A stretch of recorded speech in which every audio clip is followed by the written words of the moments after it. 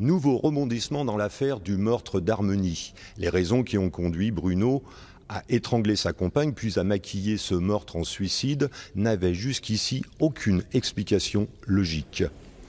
Mais ce matin, les auditions des témoins, particulièrement celles des collègues infirmières de la victime, laissent désormais supposer que c'est la maison du couple qui pourrait être à l'origine du drame. On était à la recherche d'un mobile. On savait qu'il y avait eu un crime, on savait qu'il l'avait tué, mais néanmoins on n'arrivait pas à comprendre pourquoi il l'avait tué. Et c'est vrai que l'accumulation de témoignages, de témoins parfois très différents, qui ne se connaissaient pas entre eux, qui chaque fois effectivement parlaient de ce que Harmony leur expliquait la difficulté autour de cette maison, laisse entendre que peut-être nous tenons là un mobile qui consisterait simplement pour lui à la supprimer, pour récupérer cette maison. La défense, quant à elle, conteste cette lecture du dossier. D'après mon client, pas du tout. Effectivement, cette maison n'est absolument pas un mobile. Il n'avait pas du tout l'intention de la conserver.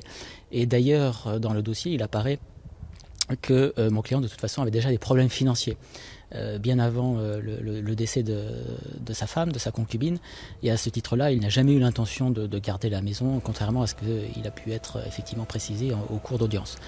Demain, dernier jour d'audience, réquisitions et plaidoiries sont programmées jusqu'en début d'après-midi. Quant au verdict, il est attendu dans la soirée.